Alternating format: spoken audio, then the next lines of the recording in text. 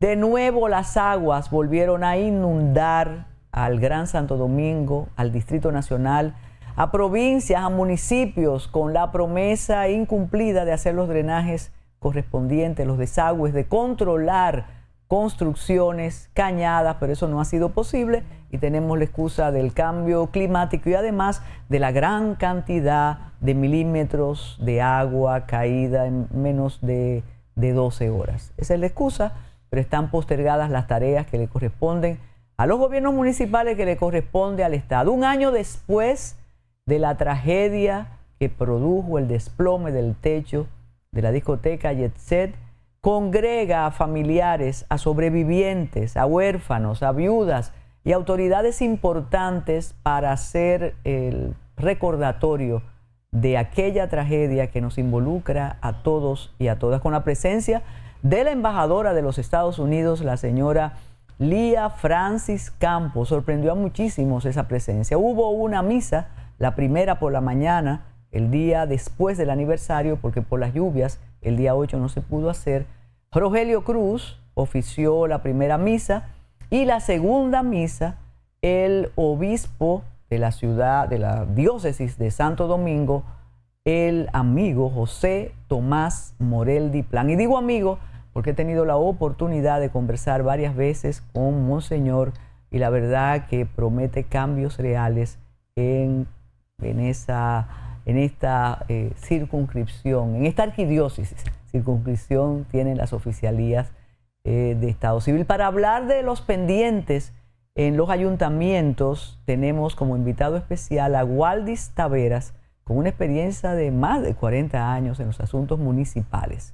Asesor, director, ha hecho de todo en los ayuntamientos y él nos explica todas las tareas que se han postergado durante tanto tiempo y que si se hubieran realizado evitarían el desastre. También va a recordar aquel caso de la empresa Luján y los desperdicios y la basura hace muchísimos años, que finalmente él fue un actor importante, advirtiendo que si no se tomaban las medidas correspondientes, el Estado iba a perder la sesión en el arbitraje internacional, y así ha sido.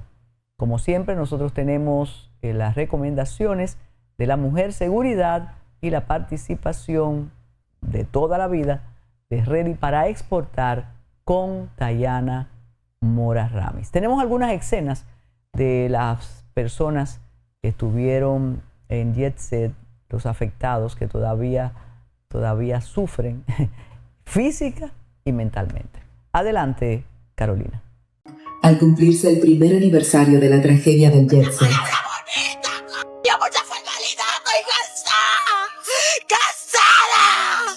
¡Ay, Dios mío!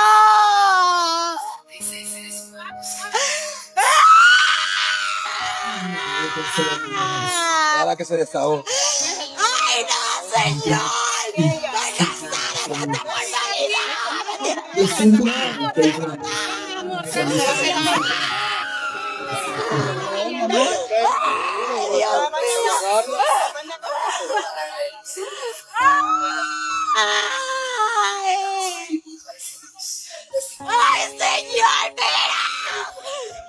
Todos los días me levanto llorando y indignada. Tengo que estar agradecida por estar viva, pero Dios mío, no, no. ¡Ay, Dios, señor! ¿Qué más tenemos que esperar que pase? ¿Qué más? Dígale paz con justicia, y tú decías, para ti también, paz con justicia. Paz con justicia. Paz con justicia.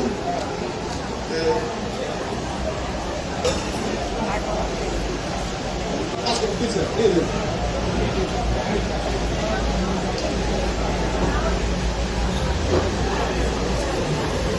Cordero de Dios, que quitas el pecado del mundo. Cordero de Dios, que quitas el pecado del mundo. Hola queridos amigos de Metrópolis, yo soy Carolina Ramírez, Mujer Seguridad. Y este segmento llega a ustedes gracias a Salvo, protección creativa para gente inteligente. Y recientemente estuvimos en Punta Cana, estuvimos en un evento de FUNPRO Mujer, los 16 años, ¿sí?, de esta fundación que promueve el desarrollo de las mujeres de toda la región este. Ahí estuvimos acompañando mujeres de El Ceibo, mujeres de Higüey, mujeres de San Pedro de Macorís, de la Romana. Se dieron cita a unas 400 mujeres líderes de toda esa zona. Y hablamos de seguridad cotidiana para mujeres inteligentes. Así es, porque ya la seguridad no necesariamente tiene que ser más policías en las calles o más cámaras. No, no, no, no, no. La seguridad debe verse desde el punto de vista de la prevención. Debe verse en el dinero que usted invierte, lo que usted compra. Ahí debe haber, ahí debe pensarse la seguridad. Lo que usted gasta en Temu, en la tienda, ¿qué seguridad le aporta? Entonces, piense en seguridad en la noche, cuando usted está preparando la lonchera de sus hijos, cuando usted está organizando la ropa que va a usar al otro día para la oficina. ¿Qué tanta seguridad me da este vestuario? Lo que yo voy a hacer mañana, ¿necesita pantalón o necesita una falda? Si yo tengo que hacer una diligencia, ¿necesitaré tacón o necesito unas botas? Porque su vestimenta es un componente de seguridad. Lo que usted exhibe es un componente de seguridad. Y lo que usted deja de exhibir también es un componente de seguridad. A veces, lo que usted expone pone más en riesgo su seguridad de lo que usted piensa. Pero hay un detalle muy importante, que usted, sin darse cuenta, vive, convive y duerme con su principal enemigo. Ahora mismo, quien más pone en riesgo su seguridad es este caballero. Ese es quien sabe quién es su amante. Ese es quien sabe qué usted hace y qué usted deja de hacer. Así que el hecho de que esté la ley del DNI o no esté, no importa. No hay que interceptarle llamadas, no hay que hacer nada, porque usted mismo se delata. Ese sabe dónde usted estuvo y dónde usted dejó de estar. Así que si usted no quiere que algo se sepa, no lo haga. Es más, ni lo piense, porque a veces usted piensa algo y le sale la publicidad. Ya usted sabe por qué. Si no, pregúnteme en @mujerseguridad. O si no, en Asalvo RD, que ahí estamos también. Sigue aquí en Metrópolis, que hay más.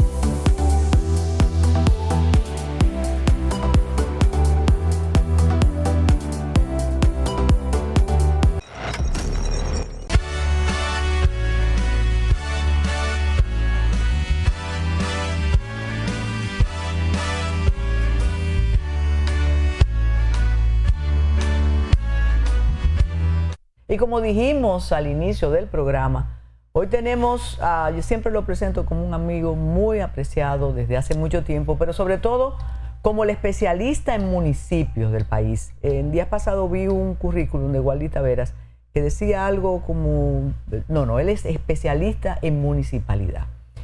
Y la casualidad ha querido que se junten, que se unan muchos episodios para que su visita en Metrópolis se justifique. El objetivo primero era conversar sobre el desorden municipal con motivo de las festividades de Semana Santa y lo alejado que está el gobierno de cada municipio de tomar las decisiones pertinentes. Y siempre Waldy dice, no me diga gobierno municipal. Bueno, síndico, alcalde no resuelven los problemas, no estaban en las terrenas. Luego se sumó el caso de las inundaciones, que siempre hay que decir que el cambio climático, pero hay otras razones. Pero hay un hecho histórico que beneficia, que satisface el tesón, la persistencia de Waldy Taveras. Posiblemente muchos de ustedes no recuerden aquel contrato que Waldy Taveras insistía que iba a ser un boomerang para nosotros. Yo creo que por ahí debemos comenzar y se trata del olvidado contrato para muchos del caso, yo siempre lo digo al revés, Luján. Exacto. El caso Lajún, que ustedes los más adultos van a recordar. Lo vamos a comenzar por ahí, porque efectivamente la República Dominicana, el Estado Dominicano, para que no me corrijan el aire, el Estado Dominicano va a tener que pagar unos millones en tiempo de austeridad. Como siempre, bienvenido, Waldy Taveras. Comencemos por Lajún. Gracias, doña Carmen, magistrada eterna, porque ella señala eso de mí, pero yo quiero decir que yo estaba un muchachito y doña Carmen era juez de instrucción y yo comenzaba mi ejercicio, era subir y bajar escalones en el Palacio de Justicia de Ciudad Nueva con mi esposa Ani Castillo, flaquitica ella en esa época, los dos. Y bueno, claro, yo venía de pasar mucho, ¿sabes? Pero nada, de todas formas, mire, por eso los aprecio eternos, tanto a Carmen, doña Miriam Germán, Olga Jaya Calbucia. Una época muy hermosa. Una época muy hermosa. Ana Bulgo, Gisela Cueto. Sigue Ana, sigue Gisela ya casi en pensión y todo eso. Bueno, mire, ¿qué pasó con la Jun Corporation?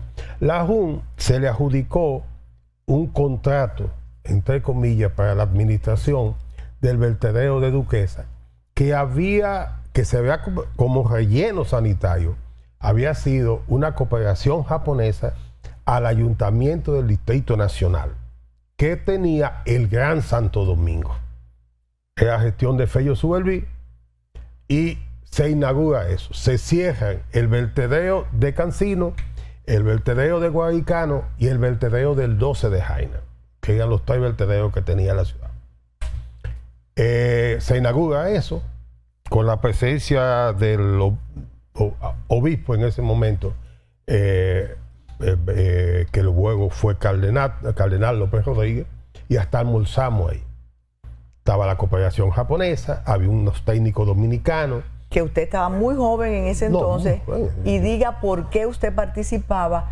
Y recuerdo además después todo el intento de cooperación con Japón. Claro, porque no sé qué pasó. Yo llegué al ayuntamiento por un accidente de la vida a instancia de José Francisco Peña Gómez, porque en el tribunal, cuando se juzgaban los miembros del PRD en esa época, yo recién graduado, cometí una osadía de hacer unos pronunciamientos frente a un magistrado que ofendió a Peña.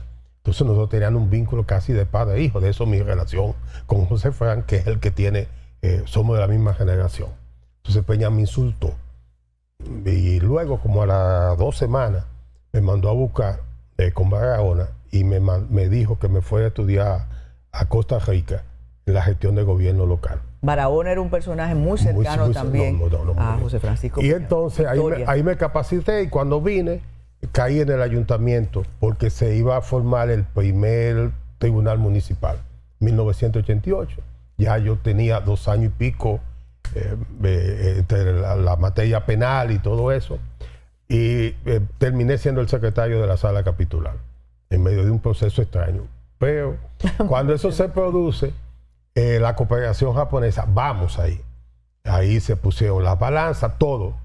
Se divide la ciudad y en el 2002 el nuevo alcalde coordina y al final hace una modificación del contrato con la Jun. La Jun se asocia con unos dominicanos. El señor, dueño de uno de los centros de Juan Dolio. Bueno, y con su socio llegó ya el 2006, 2007 se produce un proceso en el que el ministro de Medio Ambiente, a la sazón Domínguez Brito, el alcalde de síndico en ese momento todavía, René Polanco, deciden sacar a la Jun del vertedero. Lo sacan. Ya firmado el contrato, ya establecido todo. Todo. Esos contratos, cuando hay inversionistas extranjeros, se registran en la Cancillería y luego van a la embajada de ese ciudadano en la República Dominicana. Y entonces de ahí va al Banco Central, lo que ellos han traído, y se registra como inversión extranjera. De esa época parece que ellos no sabían esos datos y comienza un proceso en el Tribunal Administrativo y nombran un administrador judicial compuesto por una comisión, salud, medio ambiente, el Ayuntamiento de Santo Domingo Norte. ¿Quién designa esa comisión? El juez presidente del Tribunal Administrativo. ¿Estaba bien el proceso hasta ahí? Hasta ahí el proceso está bien. Pero terminado ese proceso, usted tiene que comenzar el otro proceso. ¿Cuál fue? Que se invocó que los títulos de propiedad que ahí se sustentaron en documentos falsos. Un decreto del presidente Salvador Jorge Blanco con unos títulos que salen después y explota el lío. En eso entonces... ¿Qué hace Waldis Taveras entonces? Yo, como tengo toda la documentación, voy y denuncio. Digo, miren señores, esas personas están registradas como inversión extranjera y a ellos hay que procesarlo, pero todo el proceso tiene que iniciar por un proceso de nulidad de los títulos, porque si el decreto es falso, si el contrato del CEA es falso, a la sazón, la firma del entonces del CEA dijo que no, que eso no era su firma. El señor muy serio él, con los años uno se le olvidan los nombres. Pero entonces todo estaba llega al Tribunal de Tierra. Okay. Y luego de 10 audiencias en el Tribunal de Tierra, la juez del Tribunal de Tierra dice, mire, declaro declaro el proceso inadmisible por falta de interés del Estado Dominicano en citar las partes. Cuando eso se produce, yo le digo, mire señores, prepárense que el Estado Dominicano va a pagar eso, porque a partir de ahí esos títulos de propiedad les son oponibles a todo el mundo. Porque este validó es el sistema, los títulos esa decisión. Claro, con manera. Esa decisión, no, pero lo deja abierto a que cuando el Estado tenga interés, vuelva, porque es por falta de interés. Y el interés, si tú eres parte, tú lo puedes reabrir en cualquier momento. Es la medida de la acción. Es la medida de la acción. Eso pasó, nunca lo hicieron. Yo creo que la decisión del tribunal fue correcta. ¿Y seguía la JUN trabajando? No, ellos se fueron, levantan el acta y dicen, aquí hay un problema en que nos están despojando a nosotros, nos están pagando la tonelada a 2 y pico de dólares, pero la tonelada para tratarla son 5 y pico de dólares. Ahí estaba el problema económico. Entonces después ellos alegan y presentan pruebas de que en el vertedero lo que se estaba gestando era toda una trama para despojarlo, porque al final se estaba gastando más que lo que a ellos le pagaban. Se fueron a un arbitraje internacional. Ahora eso y el arbitraje decide, no lo han condenado por lo del contrato. Porque ha pasado mucho tiempo. Porque el contrato es discutible. El Estado Dominicano lo han condenado porque violaron el derecho a la propiedad privada que ellos tenían con esos títulos que eran oponibles a todo el mundo y no lo podían sacar de su propiedad. Podían demandar la rescisión del contrato de operación, pero no sacarlo del local, de su propiedad. Entonces ellos siguieron persistiendo por la vía judicial durante tantos años. desde el momento que el Tribunal de Tierra, Revisión Inmobiliaria, dice, prescrita la acción por falta de interés, Exacto. ellos van a sus arbitrajes. Ya con esa decisión, lo que el árbitro original decide es, yo no me puedo pronunciar sobre el contrato porque no se ha discutido en la jurisdicción dominicana y que llegue a su final. Porque tú no puedes ir al árbitro internacional mientras tú tengas abierta la jurisdicción del país de origen. Pero el derecho de propiedad, que es la base del capitalismo, en todos los contratos, todos los convenios, y él es parte del CARICOM porque él es ciudadano jamaiquino, invocó el CARICOM, y entonces dentro del CARICOM lo que se protege, dentro de la parte que se protege está la propiedad privada. ¿Y quién va a pagar ese dinero? Todos y cada uno de los dominicanos. Sí.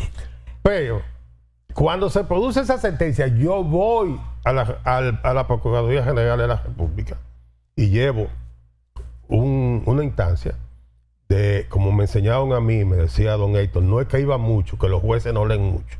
Escribe no más de 5 páginas. Claro. Conquista y pon todos tus anexos. Y eso lo hice. Fui y le dije, mire señores, aquí está en esta documentación, reaban el caso con el mismo método que usó Piqui Lora y Abel Rodríguez del Orbe para el proceso de Bahía de las Águilas. Digo, ahí está el modelo. No lo hicieron, no se inició la acción penal, el juez la declaró prescrita. Y yo presumo, ¿verdad? Yo no soy experto en inmobiliaria, pero por presunción entiendo que ningún juez va a declarar la nulidad de un título de propiedad por nulidad sin que haya previamente un proceso penal que diga sí, esos documentos son falsos, porque la falsedad es una infracción penal. Entonces, esa decisión arbitral de arbitraje es oponible a todos nosotros. Sí, porque establece el convenio. Entonces, cuando se da el arbitraje, ellos van donde un juez que es el que tiene que validar y decir cuánto tenemos que pagar. Pero algo, a pesar de que usted dice que cada uno de los dominicanos vamos a pagar esos millones, pero ¿cuál de los ayuntamientos tiene que pagar eso? No, porque el convenio de CARICOM es con el Estado Dominicano. Y quien tiene que proteger la inversión es el gobierno central dentro del Estado Dominicano. Sin que lo haga el ayuntamiento, una entidad, pues, un ministerio, quien sea. ¿Te sientes satisfecho por haber hecho eso? Y tener este resultado. Tengo como un conflicto interno. Primero porque yo lo hice de buena fe, porque yo sé lo que representan 40 y pico, 60 y pico de millones de pesos más los intereses para los Estados Dominicanos.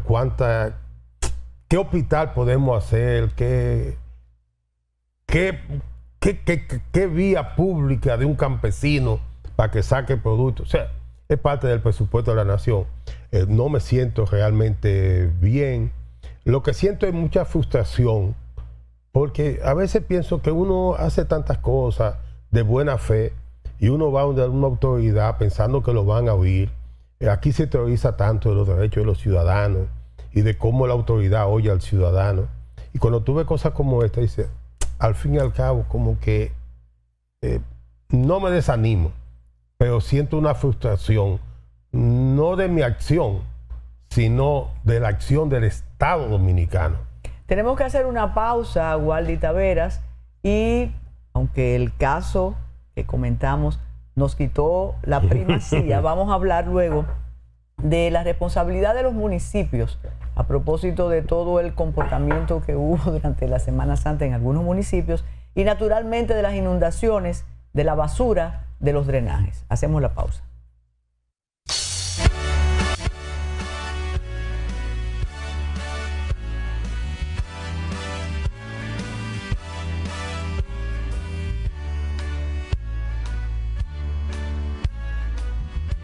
Waldy Taveras, es que un tema va superando el otro. Cuando volvemos a ver las inundaciones, la falta de drenaje, la basura, yo sé que el discurso comprable y que a todos nos compromete es hablar de cambio climático y que nunca vamos a resistir tantos milímetros de lluvia, pero hoy casualmente se pronunciaba Omar Rancier, un urbanista de toda la vida, decano de la Facultad de Arquitectura de la UMPU, y decía, perfecto, todo aquello es verdad, pero tenemos una deuda con los drenajes y con las alcantarillas y con la basura.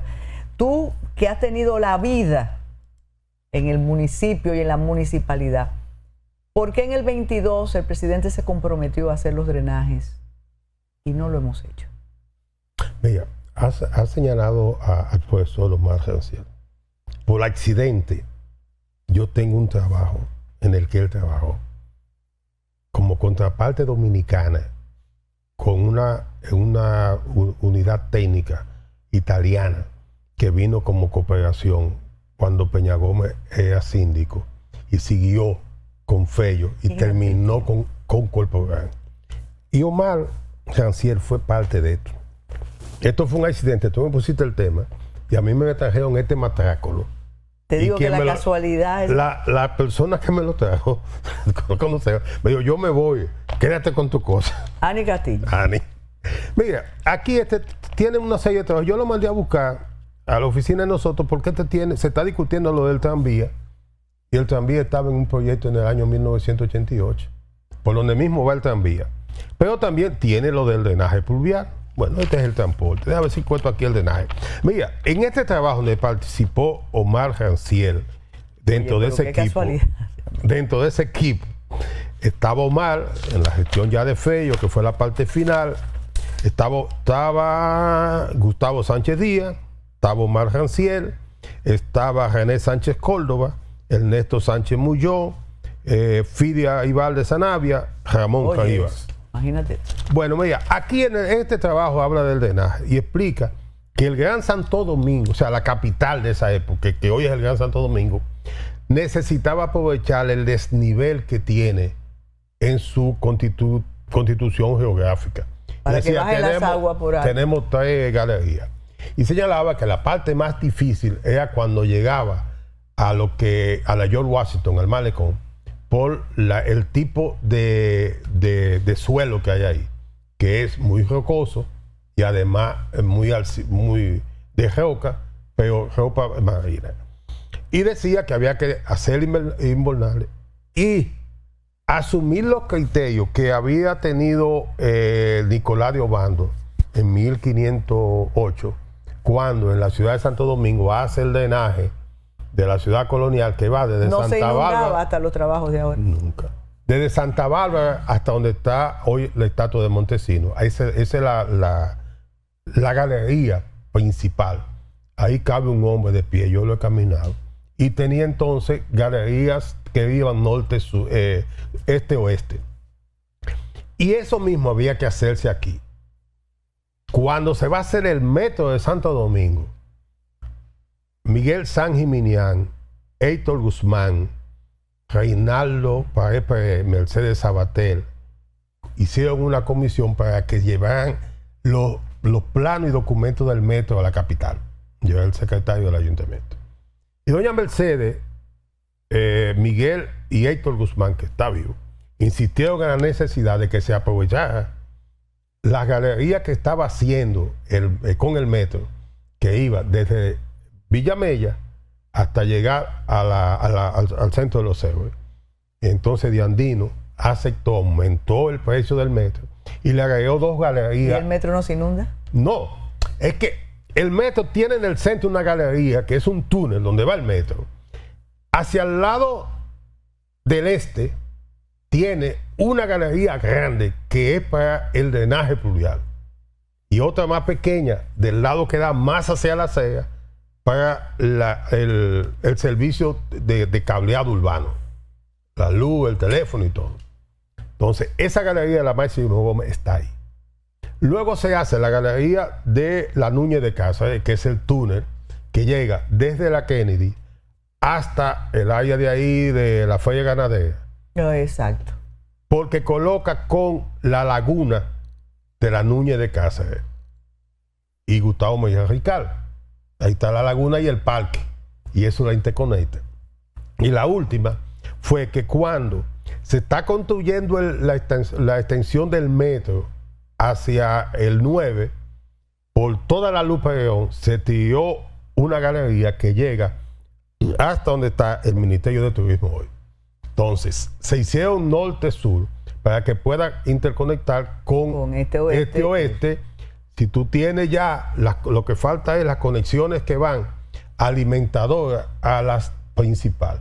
Se hizo un solo trabajo, que es el que se hizo en Los Prados, y aparte de Sánchez Quiqueya, y se tiró el drenaje pluvial hacia la galería de la Núñez de Cáceres. Las otras no están utilizadas. Mientras no resolvamos de eso, y ojo, el drenaje pluvial tiene un costo. Lo hizo en el último informe que yo conozco, es de la CAS del año 2012 o 2014, y situaba en unos 2.000 millones de dólares. Pero además no se ve, como decía don Cuchito Álvarez, eso no se ve. Pues. Eso se lo dijo Balaguer a Fello, porque Fello fue a bregar con lo del drenaje, que es el pedazo que siempre se inunda en la Independencia, cerca de la UAS. Terrible eso. Terrible fue siempre. Sí. Y Balaguer le dice a Fello, es que eso no se ve. Y de ahí es que surge eso. Que don Cuchito lo escribía, sí. Pero era que Fello, cuando fue síndico, hizo una brigada que le llamaban los macos, que lo metía en los invernales. A limpiarlo a mano. Y con unos galones de eso de aceite y una soga. Lo iban sacando con polea. Pero él tenía idea de lo que... Claro. Y entonces ahora se limpia menos o hay más basura. Hay más, porque hay más asentamientos humanos informales. Aquí estamos hablando solamente del drenaje, sin decir cuáles son los componentes del drenaje. Es que mientras tengamos, tú tienes Los Prados con su drenaje, pero tú tienes Los Praditos sin drenaje. Tú tienes Costa Verde y Arroyo Hondo, pero eso era parte del cinturón verde de Santo Domingo. Ahí no se debió construir nunca. Arroyo Hondo es no más que una finca de los Trujillo, que pasó a ser una propiedad del Consejo de Administración de Santo Domingo, que era como se llamaba el ayuntamiento de la era de Trujillo, y a nombre de ellos estaba su título. En 1970, 69 se había creado la Asociación de Ahorro y Préstamo, y en el 70 se produce esa ley que faculta a los ayuntamientos, a las asociaciones de ahorro y préstamo, a prestar dinero para la construcción de viviendas a quienes tengan contratos de arrendamiento de terreno con los ayuntamientos. ¿Eso no tenía propietarios? ¿Todos esos terrenos? No, un título del ayuntamiento, porque estaba a nombre de la familia. Y entonces esas urbanizaciones o convertir en urbano esos terrenos, eso se hizo... A partir de 1969. ¿Con títulos qué? Tenía su título, el ayuntamiento te daba un contrato, tú hacías un deslinde y la asociación te prestaba. Oye, ¿qué ahora estamos? Y el precio, no me lo pago. No, por favor. A 2 pesos el metro. 2 pesos de aquella época. Bueno, pero el drenaje tiene ese componente. Es que hay una responsabilidad común, que es la del ciudadano y la de la autoridad, que tiene que tener régimen de consecuencias. Y el otro componente son los asentamientos humanos informales que hemos permitido alrededor de la cañada. Porque la mayor de las inundaciones son resultados de residuos que salen. ¿Pero por qué se permite, Wally Taveras? Desde el año 2000, y de esto yo soy testigo de excepción, porque tengo un vínculo eterno y de mucho, de hablar así con gente muy cercana a Hipólito, cuando se redactó la ley 6400, que es una ley de Hipólito Mejía. Hipólito lo revisó. Y entre las cosas que insistió que tenía que permanecer, era prohibir los asentamientos humanos alrededor del río, cañada y todo eso. Porque ya Balaguer había sacado lo que sacó de ahí de alrededor de Los Amas y lo llevó a lo que hoy es Santo Domingo Oeste. ¿Cómo se llama eso? Ese es el barrio que queda cerca donde está el ayuntamiento, en la prolongación 27. Pero cuando llega Leonel, quita a los militares que cuidaban para que no entrara gente ahí, y aquellos vendieron los apartamentos y volvieron para allá. Entonces ahí tenemos eso. Todo lo que es Los Alcarrizos y Mano Guayabo, eso era una finca de caña del ingenio Río Jaina, Por ahí estaba el batey bienvenido. Claro. Ahí mismo. Ahí está. Sí. Y ahí estaban hoy en los Alcarrizos estaban los barracones de los haitianos que cortaban la caña.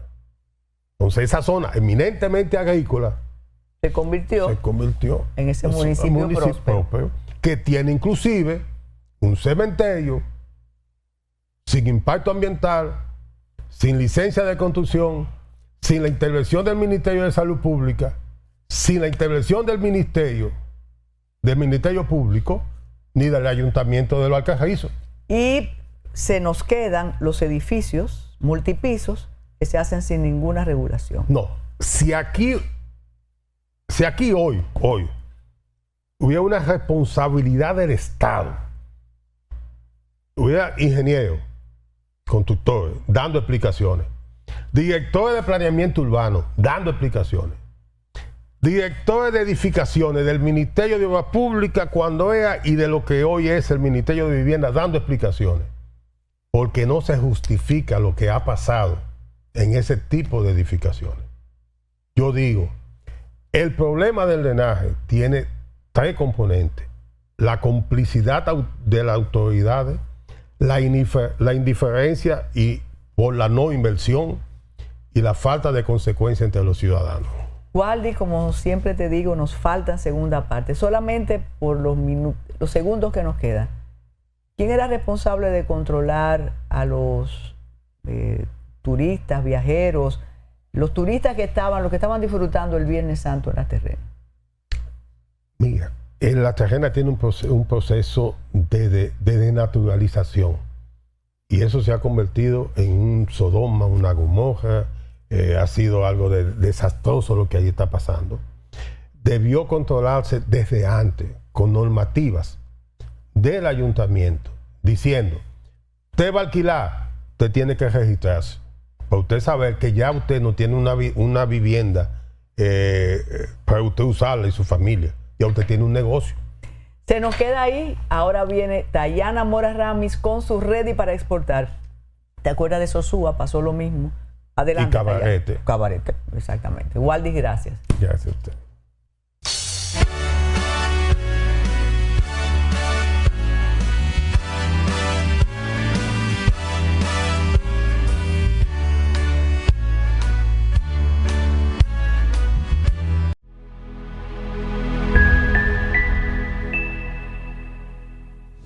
Muy buenas amigos de Ready para Exportar. Antes de entrar en el tema de hoy, quiero recordarles a ustedes que todavía está abierta el llamado para las empresas de emprendimientos sociales, aquellas empresas cuya actividad económica tenga un impacto social que beneficie a alguna comunidad o que beneficie al país de manera directa y cuyo propósito sea eso. Usted puede solicitar los fondos Unión Europea, ULAC, Social Entrepreneurship, para que lo apoyen en su crecimiento, en su fortalecimiento, en sus enlaces con mercados regionales y con la Unión Europea. Estos fondos son coordinados por Caribbean Export en el área del Caribe. También está el Centro de Comercio Internacional y otras instituciones. Y también está abierto otro llamado de Caribbean Export que ya hemos tenido anteriormente en el programa EU Digital Accelerator, el acelerador digital. En este llamado que está abierto, las grandes corporaciones que necesitan alguna solución digital pueden unirse a algún emprendimiento, alguna startup o alguna empresa pequeña de América Latina o del Caribe y recibir hasta 40,000 euros de apoyo para desarrollar ese prototipo, esa idea que pueda beneficiar a la empresa. Hoy en día tenemos que estar invirtiendo en nuevas tecnologías y esta unión de corporaciones en emprendimiento pues es una oportunidad de que las empresas consigan un beneficio inmediato, pero además apoyen a los emprendimientos tecnológicos de América Latina y del Caribe. Sobre todo del Caribe, si usted tiene una empresa de tecnología en el Caribe, puede recibir hasta 40,000, 30,000 son en América Latina o en la Unión Europea. Así que vayan a la página de Caribbean Export, cari-export.com, o a las redes de Caribbean Export para informarse sobre estos llamados. No deje que se pase la oportunidad de usted beneficiarse de estos fondos. Cada vez son menos los fondos de ayuda directa a empresas y estos estos dos llamados son dos llamados muy importantes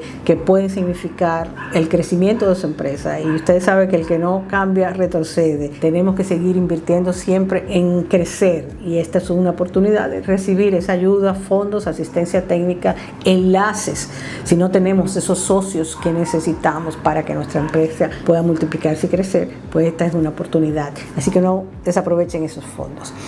Hoy les quiero hablar a ustedes de la ley, del reglamento de debida diligencia, el EURD1, que es uno de los requisitos para entrar al mercado europeo y que va a entrar en vigencia a partir de diciembre de este año. Se suponía que iba a empezar en diciembre del 2025 y finalmente se logró que se pospusieran para darle más tiempo, sobre todo a los productores en países como los nuestros, a que se pudieran adaptar a cumplir con este reglamento. ¿Qué quiere decir este reglamento? Este reglamento busca que los productos de ciertos rubros como café, cacao, madera, palma, soya, ganado o caucho demuestren que para su producción no causaron deforestación en sus países.